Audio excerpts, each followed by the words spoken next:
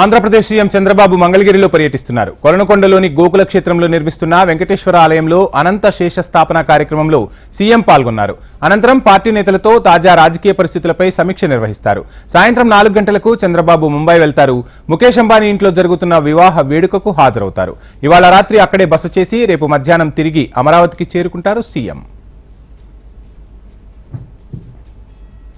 అనంత శేష స్థాపనకై ఆ ఆలయం దగ్గరికి వెళుతున్న దృశ్యాన్ని చూస్తూ ఉన్నాం. అదిగో ముఖ్యమంత్రి గారు అనంత శేషుణ్ణి, స్వర్ణమయం అనంత శేషుని ముఖ్యమంత్రి గారు, రజతమయంగా అనంత శేషుణ్ణి జస్టిస్ ఎన్వి రమణ గారు తీసుకుని వెళుతున్న దృశ్యాన్ని చూస్తూ ఉన్నాం. ఈ అనంత శేష విగ్రహ స్థాపనలోని ప్రత్యేకత ఏమిటంటే, శేషుడు పైనే కదా విష్ణువు ఉండేది. అందుకని అనంత శేష స్థాపన. మరి ఆ పైన ఎక్కడో 2వ 3వ అంతస్తులో వస్తున్నటువంటి మూల విగ్రహాన్ని అత్యంత పవిత్రమైన గంగా, యమున, గోదావరి, కృష్ణా జలాలతో అభిషేకించి ఆ స్థలాన్ని అయోధ్య, మధుర, మాయా, కాశీ, కాంచి, అవంతిక అలాంటి మోక్షపురి అయినటువంటి పవిత్ర క్షేత్రానికి తీసుకొచ్చిన పవిత్రమైన మట్టితో ఆ క్షేత్రాన్ని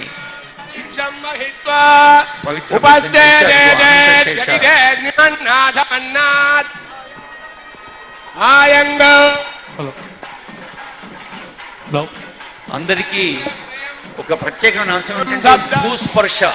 అంటే ఇక్కడ స్థాపించిన అనంత శేషుడు ఆ మూల విగ్రహం దాకా నేలతో ఉండే అనుబంధాన్ని, నేల గంధం, నేల అనుబంధం తల్లి పిల్లల బంధం లాంటిది కదా, అలాంటి భూస్పర్శ కోసం కూడా ప్రత్యేకమైన ఏర్పాటు చేసింది ఇస్కాన్ ఆలయం.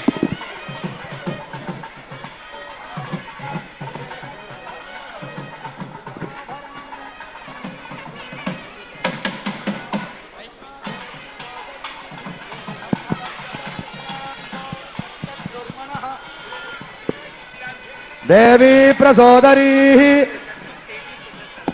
సముద్రవతీ సావిత్రీ హనో దేవీ పద్మినీ ఓం విశిష్టా శృంగే శృంగే యజ్ఞే యజ్ఞే విభీషణీ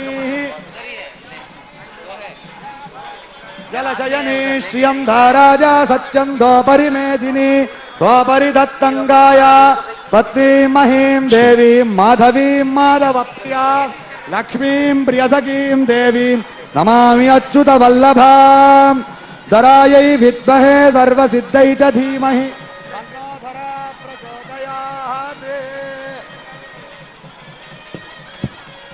తన్నో ధరా ప్రచోదయాత్. సువర్ణరజతశ్రజాం చంద్రాం హిరణ్మయీం లక్ష్మీం జాతవేదో మమావహ త్వాం మమావహ జాతవేదో లక్ష్మీమనపకామినీ శ్రీసూక్త పురుషానహం అశ్వపూర్వాం రథమధ్యామస్తినాథ ప్రబోధినీం శ్రియం దేవీముపక్వయే శ్రీర్దేవీర్జుషతాం కాంసోత్పితాం హిరణ్య ప్రాకారామార్ద్రాం జ్వలంతి వృద్ధాం తర్పయంతీం పద్మే స్థితాం పద్మవర్ణాం త్వామిహోపక్వయే శ్రియం యదసాజ్వలంతీం శ్రియం లోకే దేవదుష్టాముదారాం త్వాం పద్మినీమీం శరణమహం ప్రపద్యే లక్ష్మీర్మే యస్యత త్వాం వృణే ఆదిత్యవర్ణే తవ సోభిజాతో వనస్పతిస్తవ వృక్షో చ బిల్వః మాయాంతరాయాశ్చ వాక్యా అలక్ష్మీః దేవతః కీర్తిశ్చ మణినాథః ప్రాదుర్భూమోస్ఫితాం జ్యేష్ఠిం కీర్తిమృద్ధిం దదాతు మే కీర్తివాసామలాం జ్యేష్ఠామలక్ష్మీం నాథయామ్యహం. ధ్రువం విశ్వమిదం జగతే ధ్రువాః పర్వతా ఇమే ధ్రువౌ రాజా వృజా వయం ధ్రువైర్దివావ్యదృష్టాః పర్వత ఇవాదృశా హవిః ఇంద్రైరేవ ధ్రువదృష్టాః.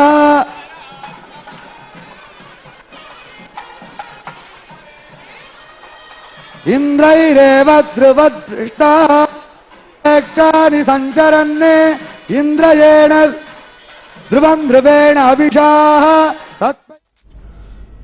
ఇక సీఎం టూర్ కు సంబంధించి ఓవరాల్ డీటెయిల్స్ మా ఆంధ్రప్రదేశ్ కోఆర్డినేటర్ రాజేష్ అందిస్తారు. రాజేష్. ఆంధ్రప్రదేశ్ ముఖ్యమంత్రి చంద్రబాబు నాయుడు ఈ రోజు పలు కార్యక్రమాల్లో పాల్గొంటున్నారు.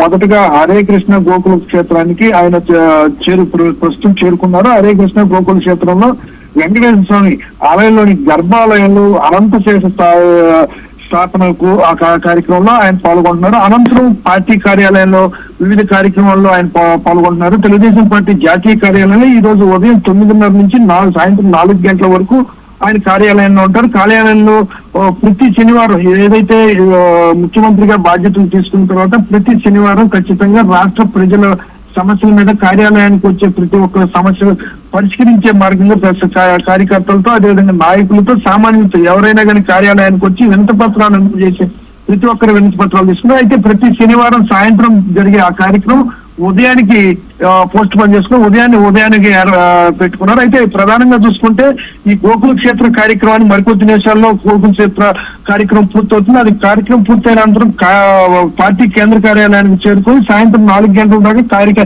కార్యకర్తలతో నాయకులతో సమావేశం అవుతారు. అనంతరం 4 గంటల నుంచి ముంబైలో ముఖేష్ అంబానీ ఇంట్లో జరిగే శుభకార్యంలో ఈ రోజు చంద్రబాబు నాయుడు పాల్గొంటారు. అదేవిధంగా ఈ రోజు రాత్రికి ముంబైలోనే స్టే చేస్తారు. రేపు మధ్యాహ్నం నుంచి ముంబై నుంచి తిరిగి అమరావతికి చేరుకుంటారు. వంశీ ఈ రోజు మొత్తంలో కూడా రాష్ట్ర ముఖ్యమంత్రి చంద్రబాబు నాయుడు బిజీ షెడ్యూల్లో కూడా ప్రతి ఒక్కటి కూడా ప్రధానంగా చూసుకుంటే రోజువారీ అధికారులతో రివ్యూలతో సోమవారం నుంచి శుక్రవారం వరకు ఉన్నప్పటికీ కూడా శనివారం ఖచ్చితంగా రాష్ట్రంలో ఉన్న కార్యకర్తలతో ప్రధానంగా రాష్ట్రంలో ఉన్న సమస్యలు కార్యకర్తలు నాయకులు వివిధ నియోజకవర్గాల నుంచి ప్రతి శనివారం కూడా కొన్ని నియోజకవర్గాలకు ప్రత్యేకంగా సమయం కేటాయిస్తున్నారు. ఆ నియోజకవర్గంలో ఉన్న సమస్యల మీద అక్కడున్న ద్వితీయ తృతీయ స్థాయి శ్రేణులు మాట్లాడటంతో పాటు సాధారణ కార్యకర్తలు నాయకులు కూడా పాల్గొనే అవకాశం ప్రతి శనివారం కల్పించారు.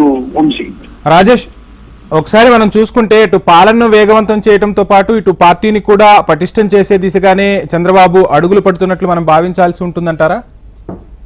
ఎస్ వంశీ, ఖచ్చితంగా పాలనకి ఎంత బాధ్యతగా ఉన్నారో అదేవిధంగా కార్యకర్తలకు అదేవిధంగా నాయకుల పట్ల కూడా గతంలో కన్నా మిన్నగా ఇప్పుడు గెలిచి 30 రోజులు పూర్తయినా కానీ ఏ ఒక్క వారం కూడా చెప్పిన తర్వాత ప్రతి శనివారం ఖచ్చితంగా కార్యకర్తలకు నాయకులకు కూడా అందుబాటులో ఉంటారు. గతంలో ఒక రాష్ట్ర అభివృద్ధి మీద దృష్టి దాని అభివృద్ధి మాత్రానికే సమయం కేటాయించారు. ఈ రోజు ఈ దఫా ఖచ్చితంగా అభివృద్ధి సంక్షేమం ఎంత ముఖ్యమో కార్యకర్తలు నాయకులు కూడా అంతే ముఖ్యం. ఖచ్చితంగా రెండు వైపులు కూడా ఆలోచిస్తాననేసి ముందస్తుగానే చెప్పారు. ఆ చెప్పిన ప్రకారం తూచా తప్పకుండా ప్రతి శనివారం కార్యకర్తల నాయకులతో భేటీ కావటం అదేవిధంగా నియోజకవర్గాల వారీగా సమస్యలు ఏవైతే ఉన్నాయో ఆ సమస్యలు తన దృష్టికి వచ్చిన వెంటనే ప్రత్యేకంగా ఆ సమస్యలను పరిష్కరించడానికి ఒక సెల్ ఏర్పాటు చేసి ఆ సెల్లో వారానికి ఏ శనివారం వచ్చిన సమస్యలను మళ్ళీ శనివారం వచ్చేటికి పరిష్కరించే దిశగా పనిచేసేందుకు సిబ్బందిని కూడా ఏర్పాటు చేశారు. దీంతో పాటు కూడా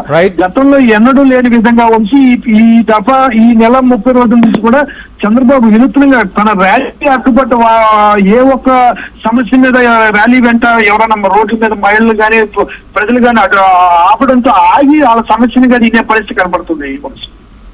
థ్యాంక్ యూ రాజేష్.